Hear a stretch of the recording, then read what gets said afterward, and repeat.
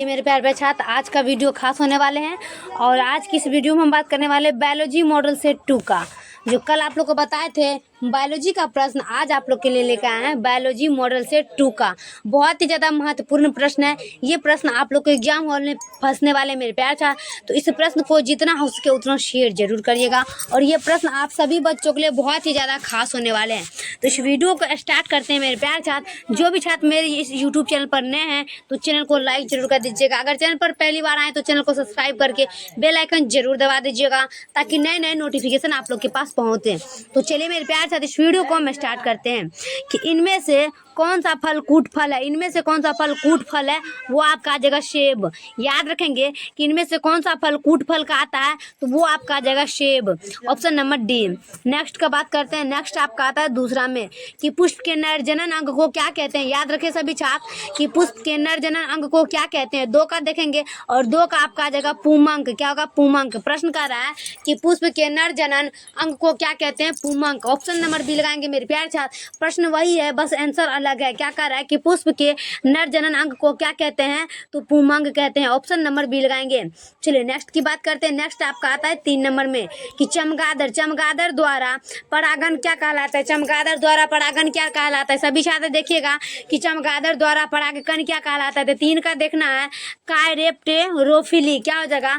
काइरेप्टेरोफिली। Option number सी लगाएंगे। चलिए अगला देखेंगे हम 4 का। 4 में क्या कर रहा है कि नर हार्मोन्स की उत्पत्ति कहाँ से होती है। याद रखेंगे कि नर हार्मोन्स की उत्पत्ति कहाँ से होती है। सभी मेरे प्यारे साथ देखिएगा, प्रश्न वही है कि नर हार्मोन्स की उत्पत्ति कहाँ से होती है। तो याद रखिए छात्र, ये प्रश्न पूछेगा तो ये आपका हो जाएगा अंडकोश में। नर जो है ना, नर हार्मोन की उत्पत्ति कहाँ से होती है तो वो आपका होता है अंडकोश से। ऑप्शन नंबर बी लगाएंगे। ये VVI प्रश्न है, ये पूछेगा। चलिए अगला देख लेते हैं हम 5 का कि अंडाशय द्वारा उत्पन्न मादा युग्मक। याद रखिए मेरे प्यारे छात्र कि स्त्रियों में अंडाशय होता है और पुरुषों में क्या होता है कि स्त्रियों में अंडाशय होता है और पुरुषों में होता है मादाशय युग्मन। याद रखेंगे प्रश्न कहता है कि अंडाशय द्वारा उत्पन्न मादा युग्मक क्या होता है। तो 5 का आपका आ जाएगा अंडाणु। क्या होता है? अंडाणु। याद रखेंगे कि पुरुषों में आता है शुक्राणु और स्त्रियों में आता है अंडाणु। तो इसका आंसर आ जाएगा अंडाणु।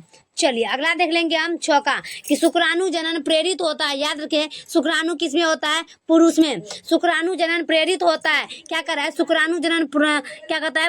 प्रेरित होता है। तो इसका आंसर आ जाएगा आपका ACTH द्वारा। ACTH द्वारा शुक्राणु जनन प्रेरित होता है, ACTH द्वारा। ऑप्शन नंबर बी लगाएंगे। चलिए अगला देख लेते हैं हम 7 का संतानोपति। संतानोपति उत्पत्ति। संतानोपति नियंत्रण के साया उपाय है। याद रखेंगे कि संतानोपति नियंत्रण के साया उपाय है। सभी छात्र देखना है कि संतानोपति नियंत्रण के साया उपाय है। 7 का आपका हो जाएगा इनमें से सभी विधियां। क्या होगा? इनमें से सभी विधियां। ऑप्शन नंबर डी लगाएंगे, इनमें से सभी विधियां। चलिए अगला देखेंगे हम 8 का परखनली। क्या कर रहा है कि परखनली शिशु उत्पन्न करने के लिए भ्रूण को कौन सी अवस्था में स्त्री के शरीर में रोपित किया जाता है। प्रश्न कर रहा है कि परखनली शिशु उत्पन्न करने के लिए भ्रूण को कौन सी अवस्था में स्त्री के शरीर में रोपित किया जाता है। 8 का देखेंगे और 8 का आपका आंसर हो जाएगा कि 32 माइनस कोशिकीय अवस्था में। 32 माइनस कोशिकीय अवस्था में। ऑप्शन नंबर ए लगाएंगे। प्रश्न कहता है कि परखनली शिशु उत्पन्न करने के लिए भ्रूण को कौन सी अवस्था में स्त्री के लिए शरीर में रोपित किया जाता है, वो आपका आता है 32 माइनस कोशिका अवस्था में। Option number A. चलिए अगला देख लेते हैं हम 9 का कि परागकण क्या है। याद रखें सभी मेरे प्यारे छात्र, परागकण क्या है। 9 का देखेंगे और 9 का आपको जगह लघु बीजाणु। क्या होगा? लघु बीजाणु। ऑप्शन नंबर बी लगाएंगे, लघु बीजाणु। चलिए अगला देख लेते हैं हम 10 का कि मानव रुधिर AB वर्ग में है। मानव रुधिर वर्ग AB वर्ग में। याद रखेंगे कि मानव रुधिर AB वर्ग में है। 10 का आपका आ जाएगा एंटीबॉडी अनुपस्थिति होते हैं। एंटीबॉडी अनुपस्थिति होते हैं। ऑप्शन नंबर बी लगाएंगे, एंटीबॉडी अनुपस्थिति होते हैं। चलिए अगला देखेंगे 11 का कि मेंडल के नियम का एक अपवाद है। याद रखेंगे कि मेंडल के नियम के एक अपवाद है। 11 का देखेंगे और 11 का हो जाएगा सहलग्नता। क्या हो जाएगा? सहलग्नता। याद रखें सभी छात्र, सहलग्नता। ऑप्शन नंबर सी।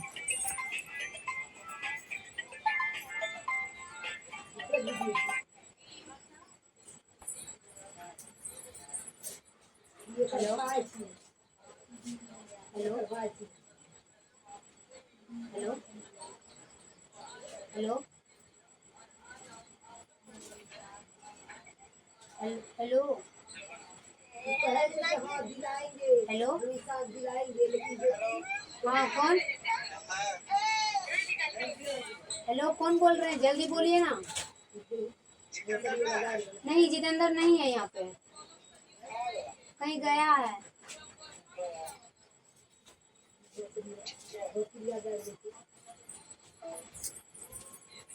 क्या कहता है संलग्नता। चलिए अगला प्रश्न की बात करते हैं। अगला आपका जगह 12 का कि क्रॉसिंग ओवर की क्रिया कब संपन्न होती है। याद रखेंगे कि क्रॉसिंग ओवर की क्रिया कब संपन्न होती है। 12 का देखेंगे और 12 का आपका जगह पैकेटिन। क्या होगा?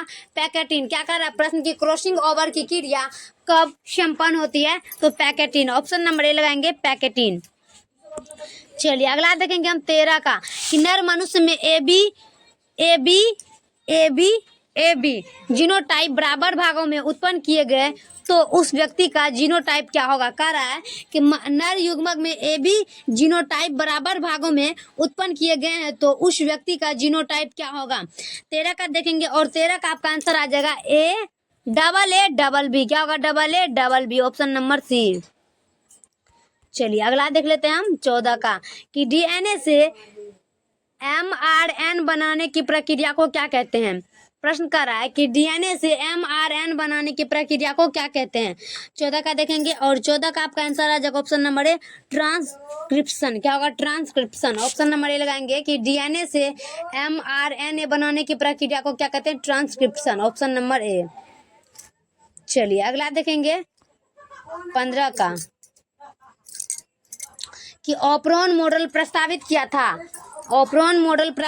किया था।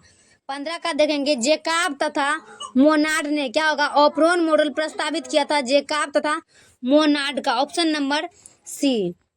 चलिए अगला देख लेंगे हम 16 का। निम्नलिखित में कौन चेन समापन कोनोड है। क्या कर रहा है कि निम्नलिखित में कौन चेन समापन कोनोड है। याद रखेंगे 16 का UAA। क्या होगा? UAA। ऑप्शन नंबर लगाएंगे UAA। चलिए अगला देख लेते हैं हम 17 का कि जो जीन अपना स्थान बदलते रहते हैं उन्हें क्या कहते हैं कि जो जीन अपना स्थान बदलते रहते हैं उन्हें क्या कहते हैं। उन्हें कहते हैं ट्रांसपोसोन्स जीन। क्या होगा? ट्रांसपोसोन्स जीन। याद रखें कि जो जीन अपना स्थान बदलते रहते हैं उन्हें क्या कहते हैं, transposons gene. Option number C. चलिए अगला देखेंगे हम 18 का न्यूक्लिक अम्ल पॉलीमर है। याद रखेंगे 18 का न्यूक्लिक अम्ल पॉलीमर है तो न्यूक्लियोटाइड का। ऑप्शन नंबर ए लगाएंगे न्यूक्लियोटाइड का। चलिए अगला देखेंगे हम 19 का पुंकेसर प्रतिनिधित्व करते हैं। 19 का देखेंगे कि पुंकेसर प्रतिनिधित्व करते हैं। 19 का आपका हो जाएगा लघु बीजाणुपर्ण। क्या होगा? लघु बीजाणुपर्ण। Option number D. चलिए अगला देखेंगे लास्ट प्रश्न 20 का कि विषाणु संक्रमण कोशिकाएं नामांकित में कौन सा प्रोटीन स्रावित करती है। कि विषाणु संक्रमित कोशिकाएं नामांकित में से कौन सा प्रोटीन स्रावित करती है। 20 का आपका आंसर आ जाएगा option number D. Option number D में इनमें से सभी। क्या होगा? इनमें से सभी। मेरे प्यारे छात्र वीडियो कैसा लगता है कमेंट में जरूर बताइएगा और इस वीडियो को शेयर जरूर करिए मेरे प्यारे छात्र, क्योंकि ये प्रश्न आप सभी बच्चों के लिए बहुत ही ज्यादा खास है। दिन और रात एक बदलने वाली मेरे प्यारे छात्र ये प्रश्न है। तो सभी छात्र तब तक के लिए हम नेक्स्ट वीडियो में मिलते हैं। जय हिंद, जय भारत।